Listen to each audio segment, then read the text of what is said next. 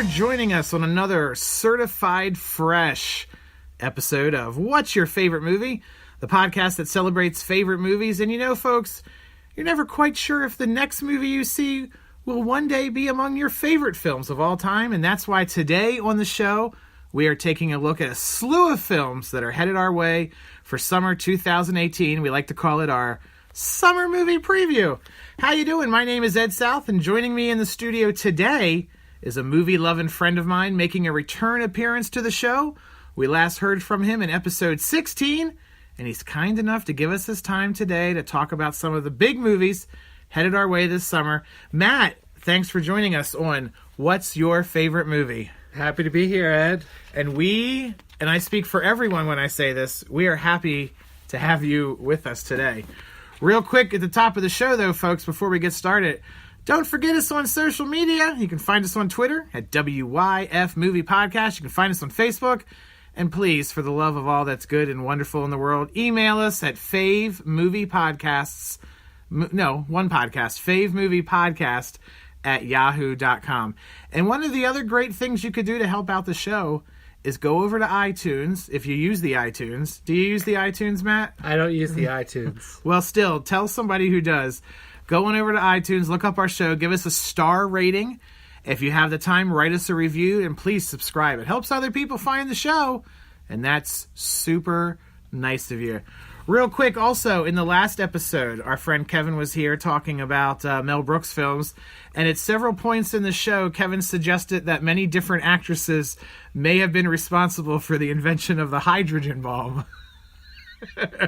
But somebody wrote in and told us that actually he wasn't too far off when we were talking about Hedy Lamarr. Actress Hedy Lamarr actually invented technologies that were later incorporated into Bluetooth and Wi-Fi.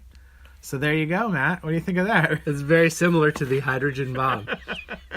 Don't you think the hydrogen bomb was Wi-Fi capable or Bluetooth? You could listen to some tunes while dropping the bomb. I don't know anything about the hydrogen bomb. So. Well, I certainly hope that it was. It was Wi-Fi and Bluetooth enabled. All right. So Matt's here. We're going to talk about some big movies coming this summer. I think the summer movie season seems to be not only, I think it used to be expanding. It used to kind of start Memorial Day weekend, and then they kept moving it up to early May, and now we got Avengers coming out in like mid-April. So I guess it's just all down the toilet from there. It's just summer blockbusters all the way down. Blockbusters all the way. But summertime is a great time to go to the movies and enjoy all the films that life has to offer.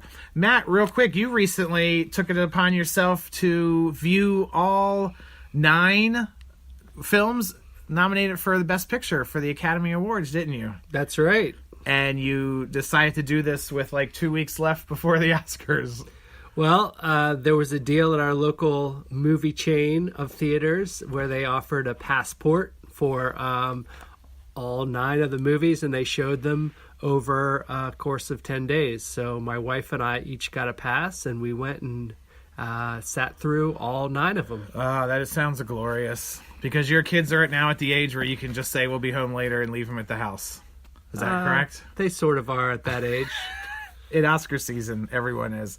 And what was your favorite of the 9? Do you have a favorite? I would say my favorite from an enjoyment level was probably Dunkirk. Dunkirk, which was about? It was about the storming of Normandy? No, it was not about that. But it was set in the same time period. It happened a little bit earlier in the war when British troops were kind of stranded on a beach in France. But they were trying to leave rather than retake France at that point. Gotcha. Dunkirk. And which would you say was your least favorite of the 9? Without having seen, I've only seen one of them, I can tell you what my least favorite would be, The Phantom Thread. That sounds dreadful. And I think The Phantom Thread was my least favorite as well.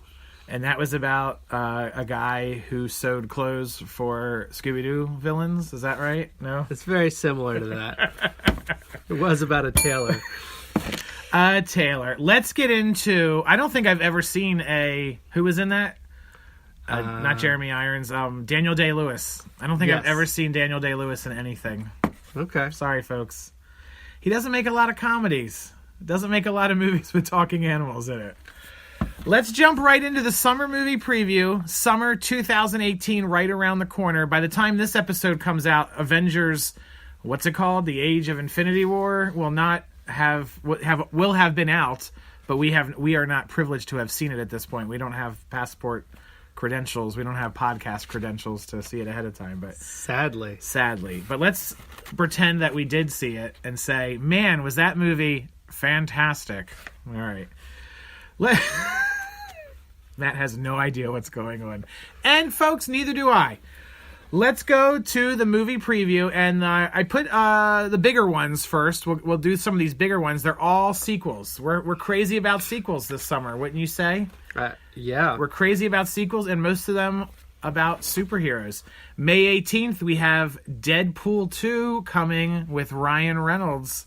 I enjoyed the first Deadpool. You saw it. I enjoyed it as well. You can talk as much as you want. Yeah, I think I'm looking forward to Deadpool 2. I thought the first one was pretty clever and nicely irrelevant. Yes. No? Irreverent. It was irrelevant? Yeah, right. Irreverent. Yes. It was very relevant. It was a huge hit. Yes. And it paved the way for more R-rated superhero movies, which I guess is something we need. Yeah. Although we've only really had one more, which is Deadpool 2, right? Well, and Logan. Oh, Logan. Yeah. That's right. I enjoyed that very much as well. But really, I think we need PG-rated superhero films for the kids. And there's a cartoon Spider-Man coming out in December, and it looks like it's going to be PG-13, and that's sad to me. So the original director of Deadpool left over creative differences, so we've got this new guy, David Lytek, who directed Atomic Blonde and John Wick. And I've never seen either of those films, but both of those films appear to have zero sense of humor, so... So it should be, right in line with the first one, why right? Why not have him jump on board for Deadpool 2? Folks, if you've never seen the Deadpool, by all means, go check it out. Ryan Reynolds and Josh Brolin playing Cable. Cable, that's right. That's a lesser-known villain from the universe in which Deadpool resides. Is he a Deadpool-specific villain, or is he like a Marvel villain of multiple... adversaries? That's a good question for someone who reads comic books. Exactly. Deadpool, May 18th. All right, let's go on to, folks, are you excited about another Star Wars movie? Solo, a Star Wars story, May 25th, starring Alden, what's his name? Alden Ehrenreich. Alden Ehrenreich as Solo, and then we got Donald Glover as Lando. Also, Woody Harrelson's in there. Paul Bettany, Jon Favreau, Thandie Newton. You like the Thandie Newton? I have no idea who she is. I just like saying Thandie Newton. It's a good, solid name. It's a good... And this is directed by Ron Howard, which is kind of unusual to have a big director helming one of these newer Star Wars films. I don't know why it's unusual. There's only two other ones, but... Yes. And I think didn't they have someone else who was directing, and then halfway through they were like, let's get rid of everyone and start over. Let's get Splash Boy in here, who did Splash. So this is the first Star Wars film, to my knowledge, that credits all the actors on the poster, which is also kind of odd, because usually Star Wars is enough to carry a film. Is anyone really going to see it because Thandie Newton's in it, or Donald Glover? I mean, Donald Glover's great. I'm sure Thandie Newton has her fan club, but... I just thought that was kind of interesting that they were all on there. Yeah, that's different. Would you say you're experiencing some Star Wars fatigue, Matt? I would not say that. You were not saying. I am enjoying very much all of the films. When you were here for episode 16, one of your 5 favorite films was indeed Return of the Jedi. That's right. The third Star Wars film, so you're still on board. I don't know, like... this one's too soon, I guess. Like, we just had one in December, and there's another one already. Like, it's not enough time to get, like, hyped up. For me, I'm not a huge Star Wars fan. I grew up in the 80s, so obviously it played a big role in my life. I had Ewok pajamas, as I'm sure you did. Of course. Who didn't? This is true. And this is the other weird thing about this movie, though, is that it has, like, Paul Bettany is in it, and he's the Vision in the Marvel movies. And Jon Favreau is Happy. He directed Iron Man 1 and 2, and he's in the Iron Man and some of the Avengers. And it's like, why are we... I mean, there's like a million actors out there. You're going to recycle actors from the Marvel universe into the Star Wars universe now? Woody Harrelson was in all the I think he was in White Man Can't Jump. He was in White Man Can't Jump. and its non-sequel follow-up. Do you remember that? No. You know how like sometimes they don't do a sequel, but they'll get all the actors together and make another movie? Money Train with the two of them, and I guess Rosie Perez was in that too. I don't remember. Money Train. He's in the Hunger Games movies. I don't know. It's just weird to put him in another big franchise. And somebody said that they thought like it was kind of jarring to have like a big star in a Star Wars movie. Like it kind of takes you out of the movie. But it does seem strange in the trailer when he just kind of pops in there, and then you're like, oh, Woody Harrelson's in this, playing Woody Harrelson. Is he going to make us drinks like Woody and Cheers? But you're on board for Solo Star Wars too. I'm on board. I think the choice of the actors to play Han Solo and Lando are good choices. Good choices. So Matt, you're 2 for 2. Deadpool and Solo. That's both 2 weeks in a row. So you'll be busy going to the movies. How about June 8th? You're going to go see Ocean's 8. Folks, we had Oceans 11, 12, and 13, and now we have 8, which, by the way, I just want to point out, look what they did. 8 leaves room for 9 and 10. So we can have a clean sweep, a full house, 8, 9, 10, 11, 12, 13. I think that fact right there just makes me want to see it. So this is about a bunch of... So you all know the Ocean's 11 films, which has every actor in Hollywood robbing a bank or something like that. This one is Sandra Bullock plays Debbie Ocean. And why not?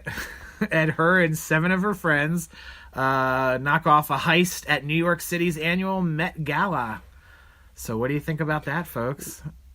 I don't know how interested I am in seeing this movie. You don't want to see Debbie Ocean? That sounds like a joke we would make, like Ocean's 8 starring Debbie Ocean. But yeah, she's there. Kate Blanchett, Dakota Fanning, Olivia Munn, Anne Hathaway, Helena Bonham Carter, Katie Holmes. Oh, Katie. Holmes. What was her name on Dawson's Creek? Joey. Yes. Joey Potter. Joey Potter. Jamie King, Sarah Paulson, and Mindy Kaling. Directed by Gary Ross, who did The Hunger Games and Pleasantville. And, of course, this actually ties in with the other movies. Matt Damon and Carl Reiner will reappear with playing their parts from the original ones, which I do not know what they are. That's right. So there you go. I assume one of them is named something Ocean. I think that's, isn't that George Clooney's character is Donnie Ocean or... Downey Ocean? Downey Ocean. That's a Maryland joke. Right? Ocean's 8, June 8th. Oh, that was also probably not coincidental. So go check that out. Then the following weekend, probably one of the bigger films. I think this is going to probably be one of the Star Wars will be highest grossing. Next highest grossing, Incredibles 2 on June 15th. Where do you stand on The Incredibles, Matt? I really liked the first one. I thought it was pretty good. I don't know how excited I am for Incredibles 2, but my kids will probably want to see it, and so I'll probably go see it with them. Would you say you're having incredible fatigue? I might be. This, of course, is a sequel to the 2004 film, which made $631 million worldwide. That's pretty good. That's no chump change there. I would say it did incredible business. And it's directed by Brad Bird, who did the original film, as well as Ratatouille and Iron Giant. I am a huge Pixar fan. I love the Pixar movies, but I've never connected with Incredibles. It's probably my least favorite of all of them. It's not a bad movie, but it's just the last third of the movie, the third act, I always tune out. It gets kind of like too actiony for me. But what are you gonna do? But I'll go see it because I am loyal and I have seen all 19 Pixar films in the theater. That's how loyal I am. From Toy Story all the way up through whatever the last one was, Coco.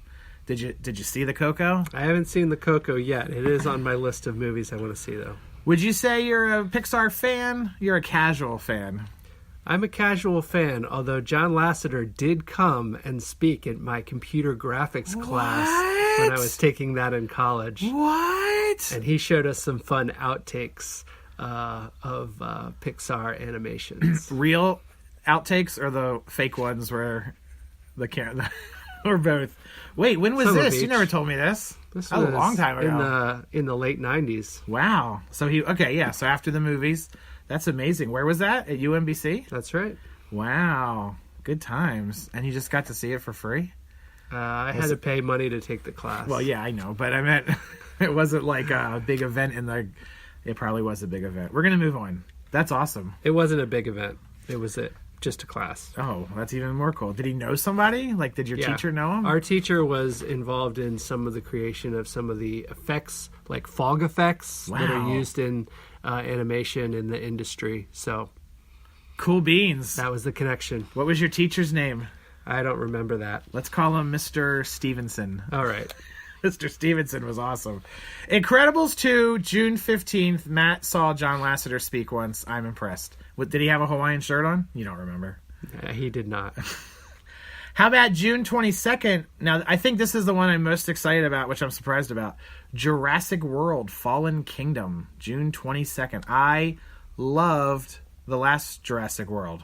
What did you think? Well, I thought it was okay. I'm feeling a little bit Jurassic fatigue on this one because I've seen the trailer, which is the same trailer, about 50 times in the movie theaters over the past couple months. That's what you get for going to the movies so much. Yeah, that's true. But the trailer does not look good to me, and I'm not excited about this movie. I've learned to not base anything on a trailer. Like, a trailer can look awesome and the movie's not awesome, so it can also work the other way. Like, the trailer could not look awesome in the movie.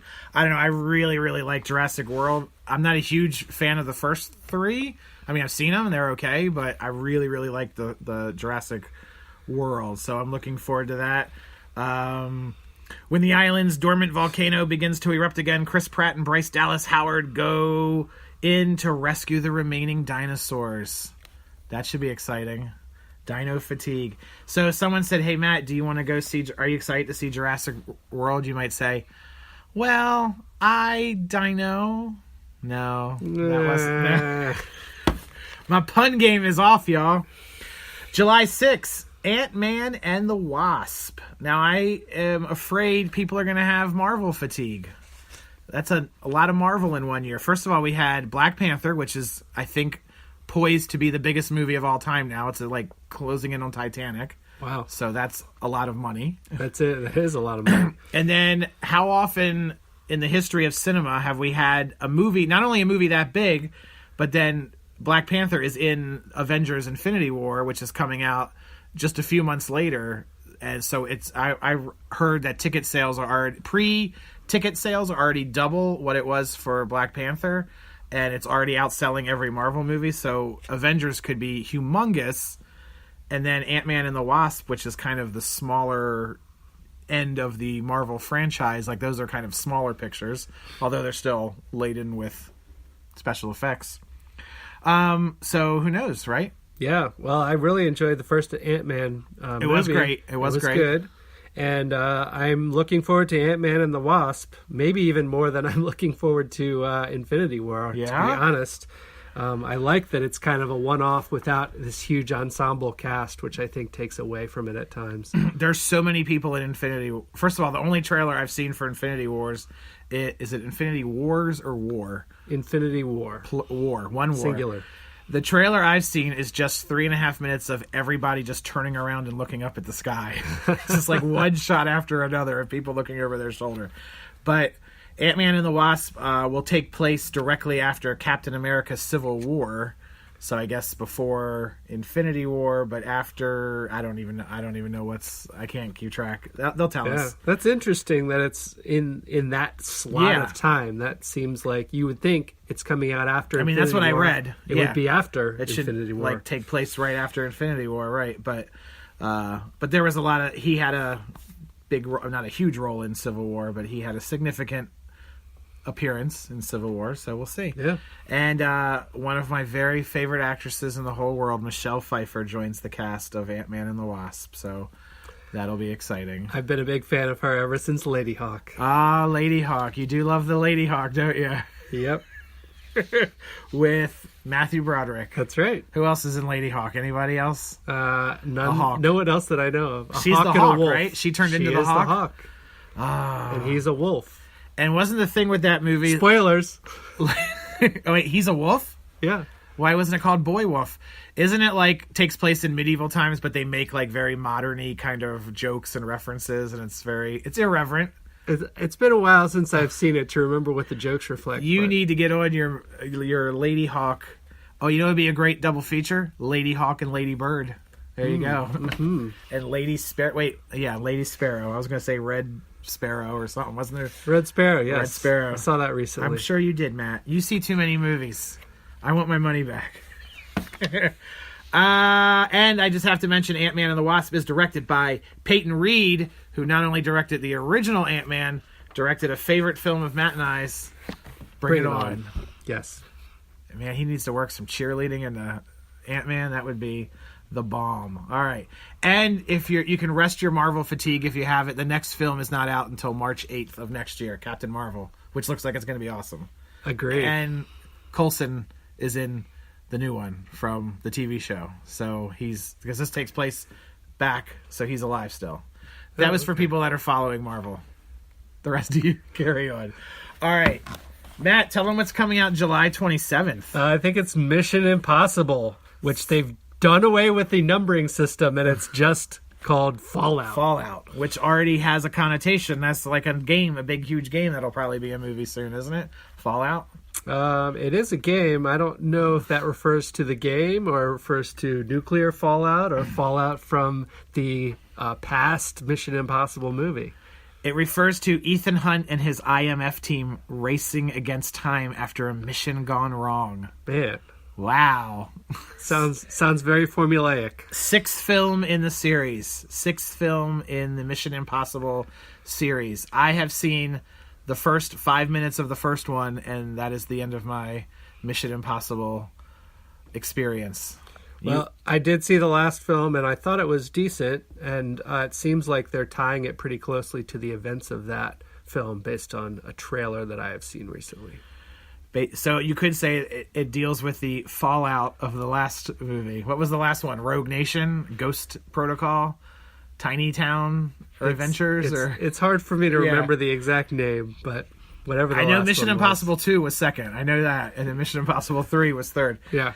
And here's a fun fact. This is the film. Henry Cavill is in this movie. He grew a mustache for this movie.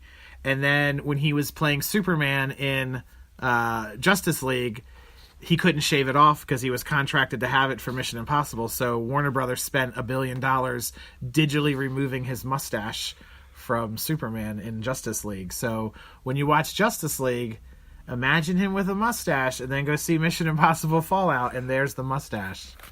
You down with the Mission Impossible? I might see it. Would you say it's impossible to keep you away? I wouldn't say it's impossible. There we go. So that is what I consider to be, I think those are going to be the huge films of the summer. But that's not all. That's not all. Not nearly. How about May 4th, a remake of Overboard, a gender swap remake from 1987.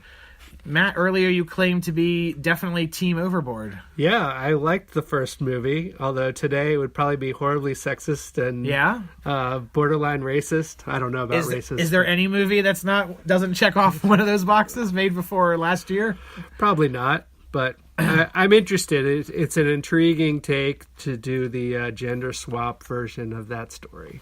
I have not seen Overboard since it came out originally. I remember watching it on HBO.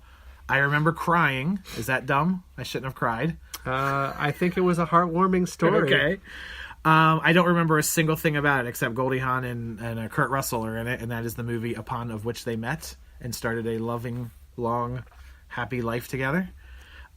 Which gave still us happily loving each other. Yeah, they're not married, but they're together still. Right. And Great. They gave us what's her name? The daughter. The daughter. Come on, what's her name? She doesn't have Hawn or Russell as her last name, so it's Kate Hudson. Kate Hudson. They gave us that. So Overboard is what? The girl. So Goldie Hawn is the housekeeper. Goldie Hawn is rich, and she falls off and bumps her head and becomes the housekeeper and eventually, I guess, wife of Kurt Russell. Yeah. So in this one, the dude is rich, and he falls overboard. Huh? Is that right? Yeah. All right. Sounds like how it should work if it's a gender swap version. And who plays the guy in this one, Matt? I don't know. And Genio? Derbez, Eugenio Derbez. He was in a movie called How to Be a Latin Lover, which was actually pretty good recently. So, and then Anna Faris is the Kurt Russell part, technically, and he's the Goldie Hawn part. So there you go. Overboard, May 4th. I can hope for some cameos from Kurt and They did give him. I did hear that Goldie and Kurt took Anna and Eugenio out to dinner, asked Eugenio how to pronounce his name, and then gave him their blessing on doing the remake, especially when they heard that it was gender swap. So there you go. May 18th. This one I'm looking forward to a lot. Book Club. Were you able to see a trailer of Book Club? I don't remember it, if I have seen it. It is, first of all, I just love this cast. It has Diane Keaton, Jane Fonda, Candice Bergen, and Mary Steenburgen. Love all of them. First of all, I would go see anything with Candice Bergen in it up on the silver screen, and I think I mentioned this already, super duper excited about Murphy Brown coming back next year. But this is the four of them, and of course also it goes against the law, because it's a law that you can't have four women over the age of 26 headlining a movie. That's against the law, Matt. Did you know that? I hadn't heard that. So this movie is rogue. Wow. But, so you have four older women headlining a movie, and they have a book club, and I guess the plot of the movie is they read 50 Shades of Grey, and then all craziness breaks loose. Like, that's such a thin, flimsy plot of a story for a movie. But Craig T. Nelson, Don Johnson, and another one of my favorites, Alicia Silverstone, round out the cast. And I saw the trailer. I laughed several times. I showed it to my wife. She laughed. She said, let's go see it. So I would like to go see it. That's one of those movies like everyone's mom is going to go see. Yeah. And you might be embarrassed that your mom went and saw Book Exactly. Club. So there you go. Funny trailer. Check it out. It's online, the trailer. I had to include this one, May 18th. Show Dogs. Are you familiar with Show Dogs? I'm not, nor will I be familiar with Show Dogs at any point. A Rottweiler police dog has to go undercover as a pampered show dog. All right? Will Arnett, Natasha Lyonne, and Shaquille O'Neal, plus Ludacris as the voice of the Rottweiler. It's going to be a magical experience. Well, Ludacris being in it is a draw for me. As the voice of the Rottweiler. Yes. I mean, come on. And it's directed by Raja Gosnell, who directed not only both Scooby-Doo movies, but both live-action Smurf movies. So what do you think about that? I'm going to go out here and say this right now so that they can print this on the posters. Ed South, what's your favorite movie, says this year's 9 Lives. So there you have it. Did you see 9 Lives? I didn't. Do you know what that is? I think the last movie I saw featuring animals was Old Yeller. And that did it because the end, and you just couldn't handle it anymore. Yeah. I gotcha. I'm with you. So there's that. Show Dogs. I will see that because my daughter said she'll go see it. So it's one I don't have to get a babysitter for.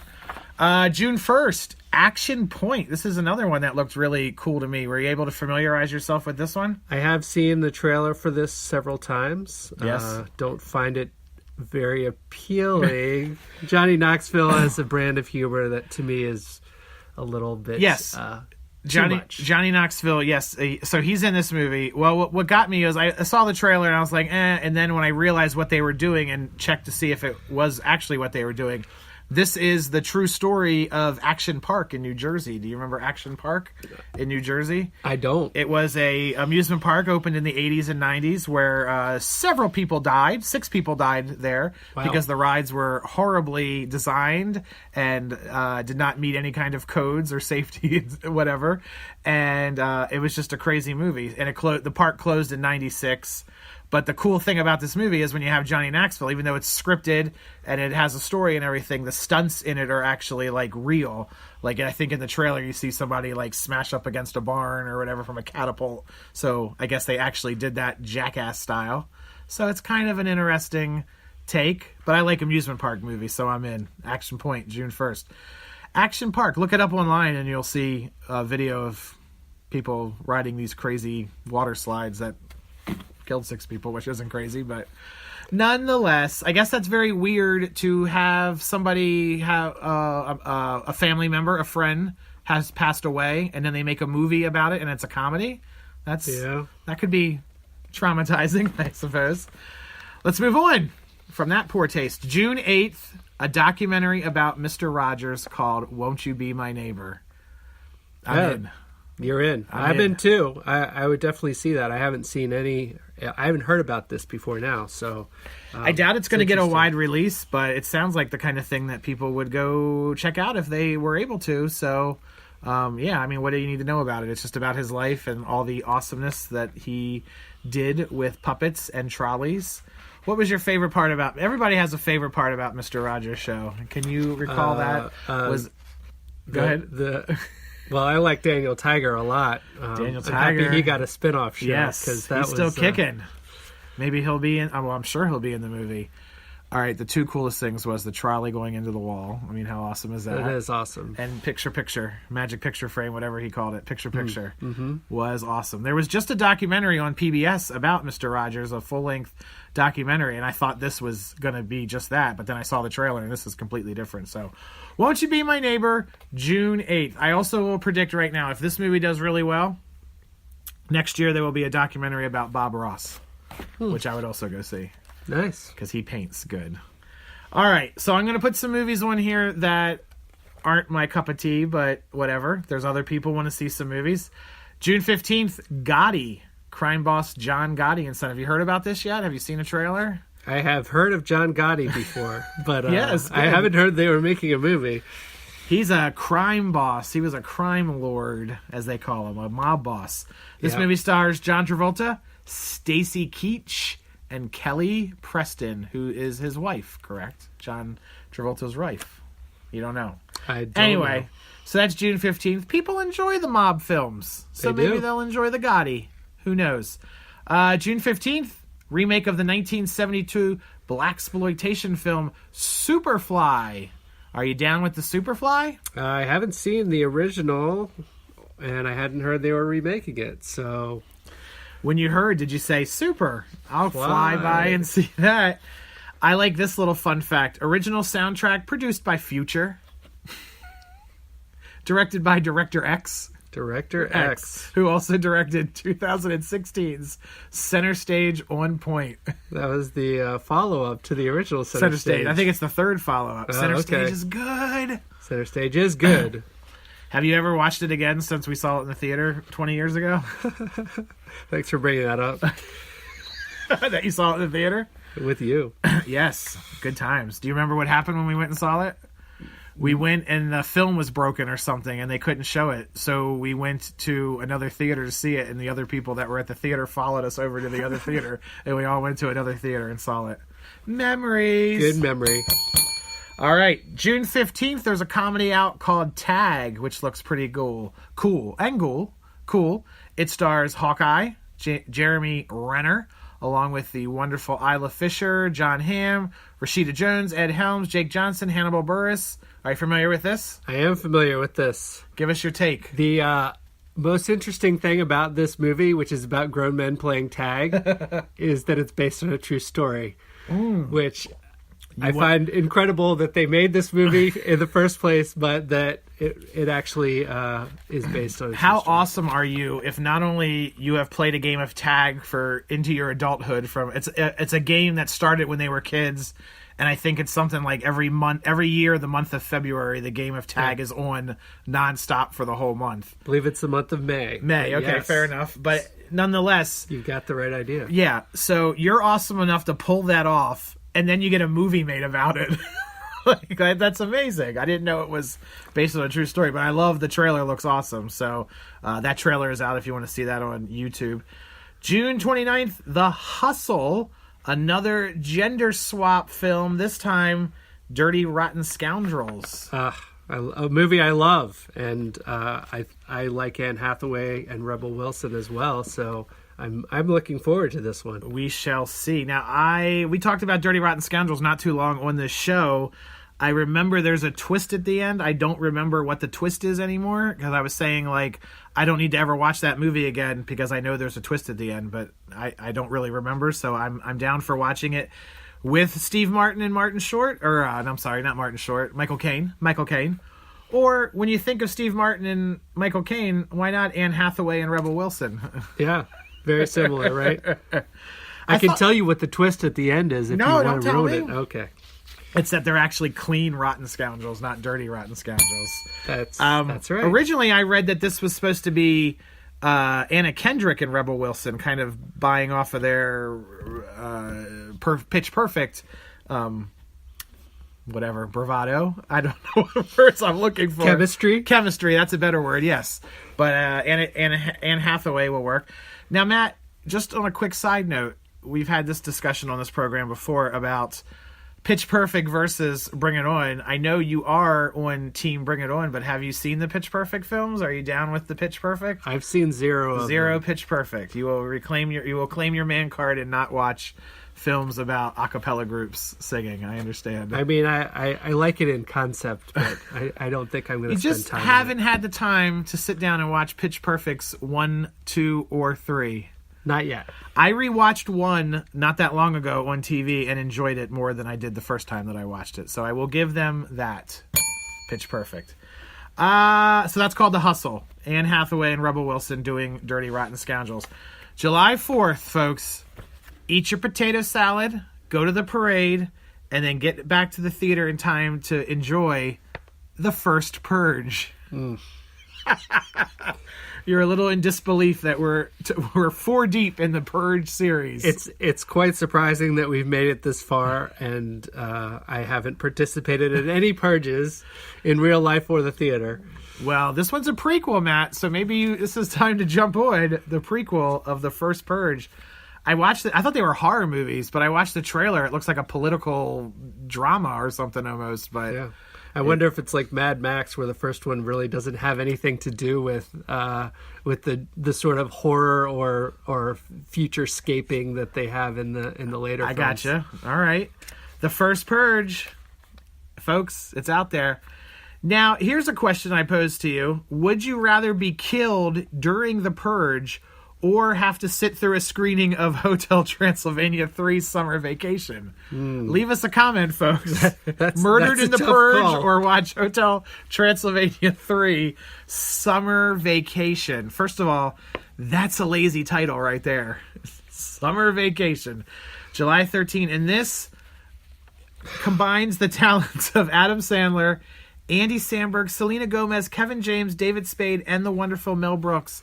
And there's only one question I can ask. Why? Why?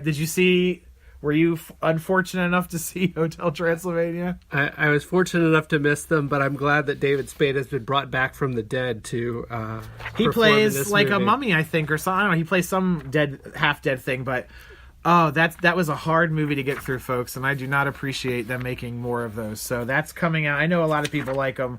July 13th, go on summer vacation with a bunch of monsters, probably farting and doing other things. July 13th, also, you can go see Skyscraper starring Dwayne Johnson. I have a feeling... Dwayne The Rock Johnson, Dwayne The Rock Johnson. Future President Dwayne The Rock Johnson. Yeah. Have you seen this trailer? I've seen this trailer and all its amazing physics letdowns. Yes. There's a shot in the trailer where he jumps from one building to another, and it looks like a slow motion shot of Michael Jordan dunking or something. He just kind of goes literally across the sky. Yeah, and you can search the internet for your memes about it, which actually shows what his how fast he would have to be going to make it to the other building, and where he would land if he was going at different speeds. That's awesome. Check it out. I did not know that was a thing. And the plot of this movie has a lot in it. FBI hostage rescue team leader. Is that even a real thing? He's not just on the rescue team. He's the leader. And a U.S. war vet, Will Ford, who now assesses security for skyscrapers.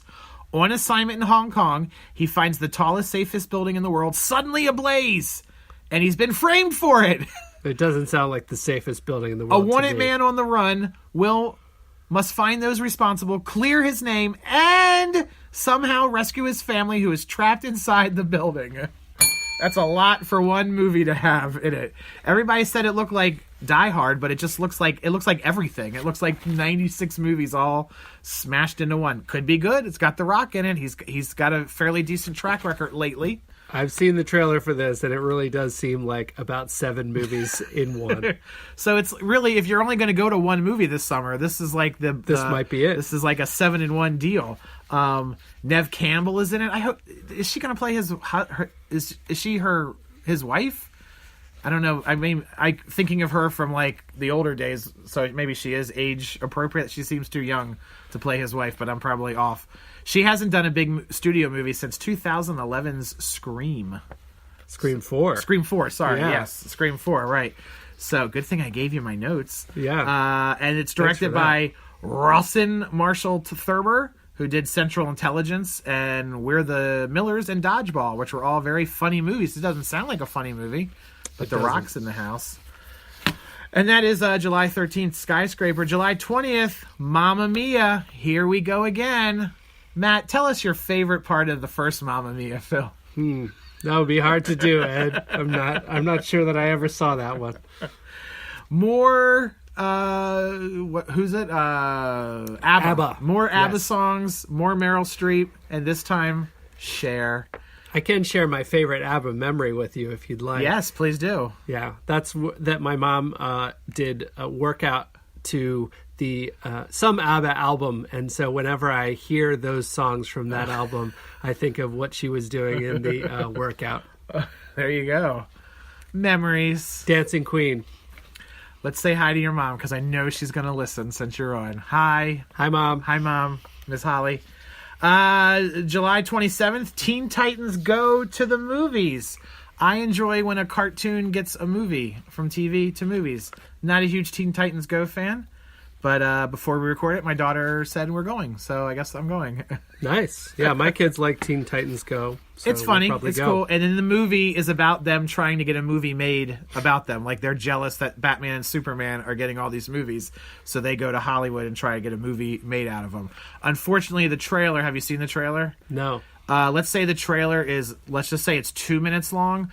A minute and a half of it is one fart joke. So that's unfortunate, because I don't like that. But who knows? August 3rd, Christopher Robin. I think you guys are familiar with my stance on Christopher Robin. We did a whole episode about it, Matt. Oh, yeah, I remember that. Tell us about The Darkest Minds, August 3rd. You said you saw the trailer for that just this morning, and you said, wow, that looks pretty awesome. I did see the trailer, and it did look awesome. I hadn't heard anything about this movie before I saw it, but it's, kids with superpowers, similar to some other sort of futuristic movies that we've seen recently. But it looks interesting, and I'd definitely go see it. Starring Mandy Moore. Mandy Moore's in it. I love me some Mandy Moore. And Matt, did you know it was from the director of Kung Fu Panda 2 and 3? That is enough to go see it right there. One more real quick before our time runs out. We're going to skip to the last one, which I knew we were going to have to squeeze in. But the Happy Time Murders, August 17th. When the puppet cast of an 80s kids show begins to get murdered one by one, a disgraced private eye puppet takes on the case. As private eye puppets do. And, I mean, it's puppets. I'm in. Like, that's all I needed to know. You could just put puppets on the marquee and I'll pay my $8 and go see it. Like me some puppets. And it's directed by Brian Henson, who had a father who did a show called The Muppets. Oh, yeah. Yeah, you remember that? Jim, I think, was his name. That's right, Jim Henson. And Brian Henson hasn't directed a major film since Scream 4. No, since 96's Muppet Treasure Island. So That's there's good. that. So what do you think is what's at the top of your list for summer 2018 and your always going movie habits? What's definitely happening? I would say Deadpool 2, definitely happening. Solo, definitely happening. And Ant-Man and the Wasp. Definitely happening. Right. I'm definitely in for Ant-Man. I would like to see Deadpool. That one's going to be kind of hard. Incredibles 2, I'll definitely be there. Jurassic World, I'll definitely be there. And Puppets Getting Murdered, I'm definitely down for that.